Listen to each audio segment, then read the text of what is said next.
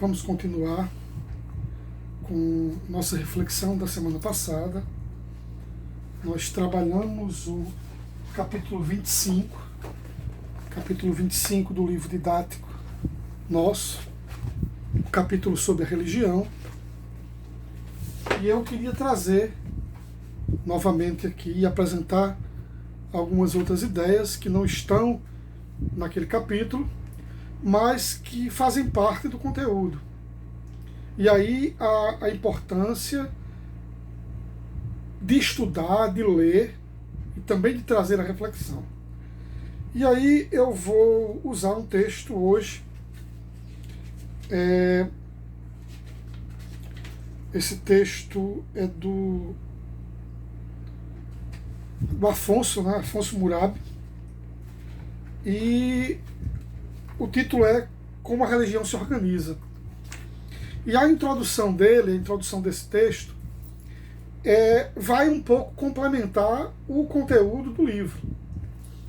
Que no final tem umas questões que eu pontuei também no vídeo da aula passada e que eu vou, após o comentário dessa introdução aqui, vou trazer novamente alguns pontos que podem nos ajudar, tá bom? Por que a gente estuda, por que é importante estudar religião? O estudo das religiões é importante para a compreensão não só do fenômeno religioso, mas da própria humanidade, no seu desenvolvimento histórico, uma vez que a religião acompanha, de variadas formas, as configurações históricas dos diversos povos.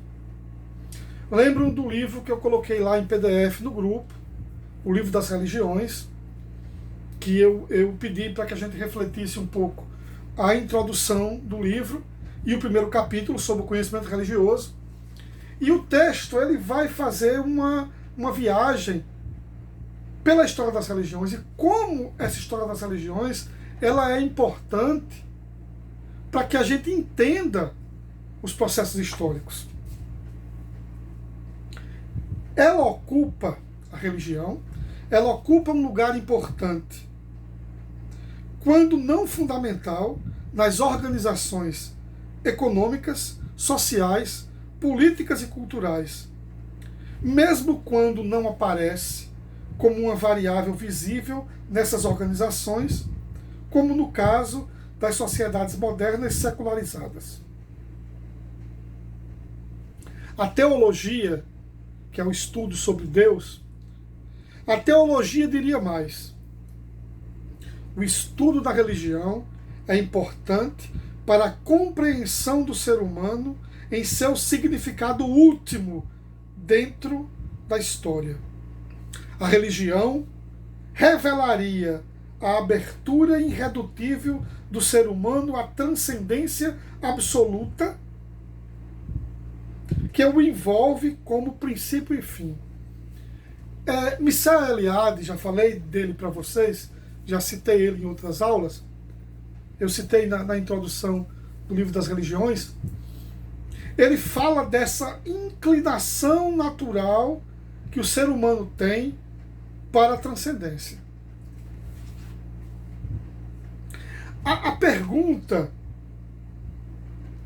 que norteia esse rápido estudo é exatamente sobre a relação entre religiões e organizações sociais. Peter Berger, um outro teórico importante, em uma obra chamada O Dorsal Sagrado, Peter Berger ele traz que a religião é uma construção social. A religião ela reflete a sociedade. Ela tem 3 direções mutuamente relacionadas e que sustentam de modo subjacente as reflexões que seguem.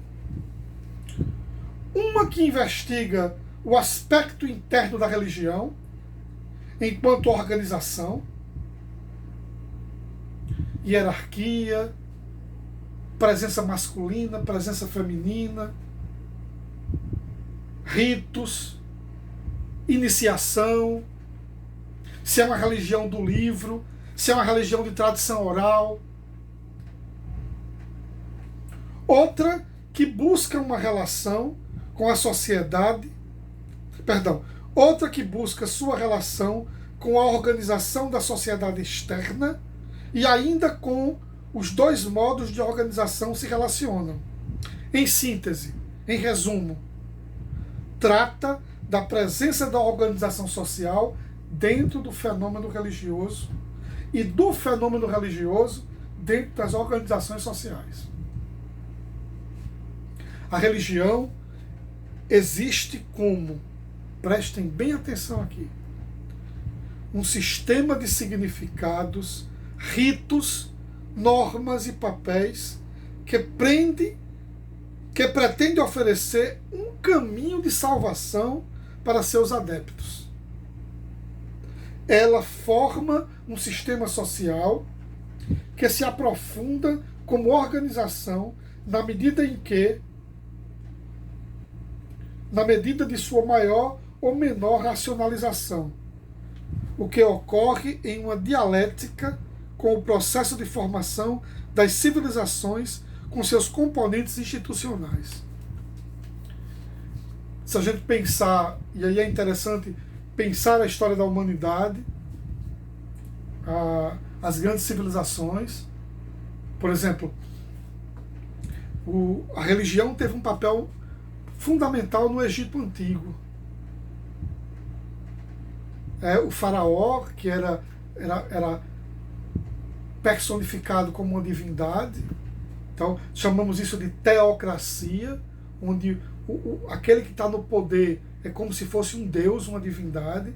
Então você tem toda uma questão de símbolos, ritos, rituais, o sentido da morte, o sentido pós-morte, orações, cânticos.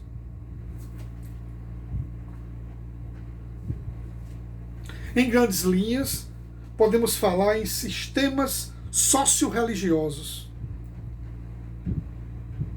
inorganizados, como as práticas religiosas privatizadas, as práticas religiosas motivadas pura e simplesmente pela tradição cultural. Aí entra as devoções, religiosidade popular, superstições.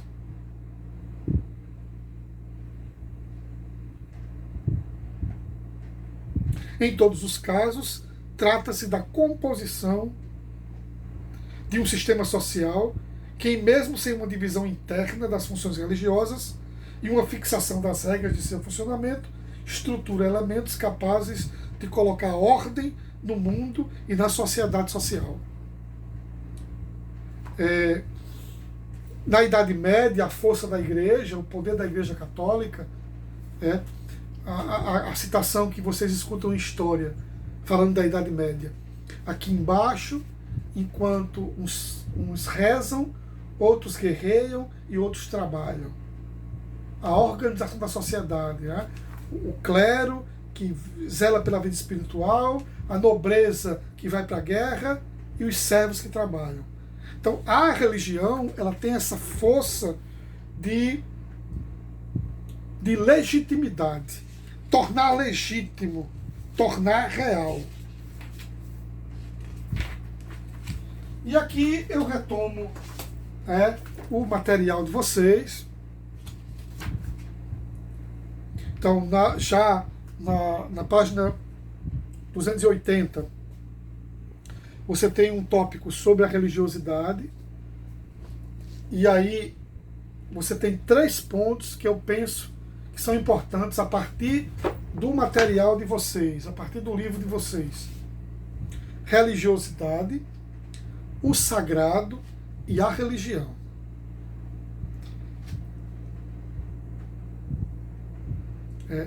Então, o sentimento sagrado, ele está presente em todas as religiões. No entanto, ele assume aspectos diferentes em cada uma delas. Ele assume nomes diferentes, todas relacionadas com o sobrenatural. Muitas vezes a religião, ela é vista como instituição. Então eu tenho lá um código de normas, um código doutrinal, eu tenho um código de normas, eu tenho um código doutrinal, eu tenho uma teologia própria. Então, como a gente pensar o seguinte, vamos pensar com exemplos práticos. A teologia católica dos sacramentos. O que são sacramentos? A palavra sacramento significa ação concreta de Deus, sinal concreto de Deus.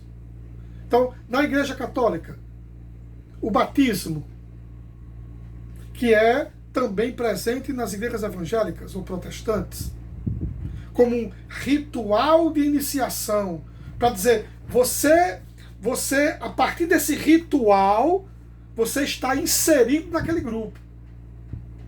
Que em outras denominações vai aparecer com outro nome, mas também como um ritual de iniciação.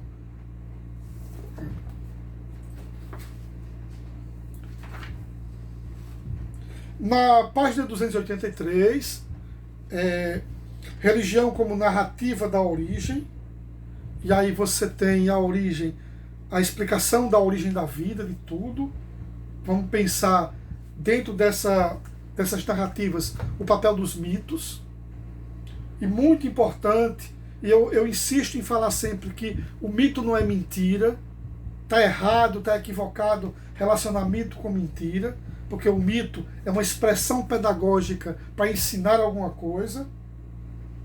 Né? Então você tem palavras-chave nesse conteúdo: mito, teogonias. As teogonias é muito presente na cultura grega, na obra de Hesíodo, né, explicando a origem dos deuses gregos. Ok? A importância também dos ritos. O rito é uma cerimônia com gestos, é uma cerimônia com símbolos. No rito do batismo, na igreja evangélica, tem o símbolo da água. A água é o batismo de imersão. Na igreja católica, você tem a água, você tem a vela, você tem o óleo, a figura dos padrinhos, a veste branca.